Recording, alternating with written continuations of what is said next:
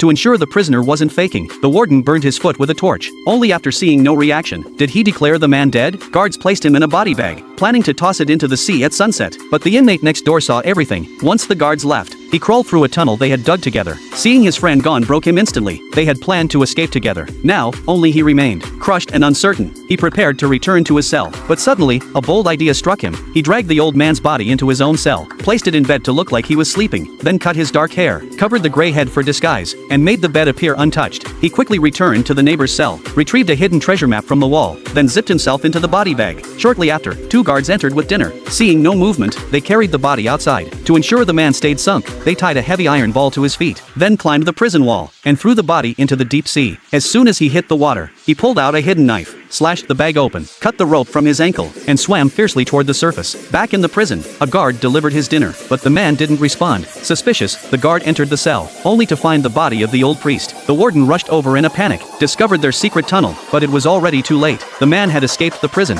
and was reborn with a fire for revenge. This was the start of the greatest revenge tale in French literature, The Count of Monte Cristo. To avoid being caught, he snuck into a farmhouse nearby, found old clothes in a cabinet, quickly changed out of his prison rags, but in front of a mirror, he was shocked by the stranger's face. 14 years without a mirror, he no longer recognized himself, but there was no time to reflect. Hearing voices outside, he grabbed 2 valuables and ran. Guided by memory, he returned to his childhood town. He needed to find his father, but fate struck again. His father had died 5 years earlier. He nearly collapsed from grief. Still, he made his way to the church. A priest led him to the grave. He learned his father died alone, believing his son was executed for treason. It hit him like thunder. He had been buried in memory, though still alive in prison. Searching for answers, he visited his former fiance's house, but someone told him she had married and moved to Paris. Memories of their love crushed him. Heartbroken, he wandered the changed streets, unsure where to go. Then he saw a guard beating a man. Anger exploded inside him. He attacked the guard without hesitation, unleashing years of pain. He freed the man, named Jacopo, and tried to send him away, but Jacopo insisted on staying, following him like a loyal shadow. As they argued, they bumped into a patrol and had to hide. A smuggler named Luigi helped them escape. During the ride, Edmund learned Jacopo had a ship. That sparked an idea. He needed it to reach Monte Cristo. Jacopo couldn't sail, but Edmund had once been a sailor. He offered to guide the ship himself. Once aboard,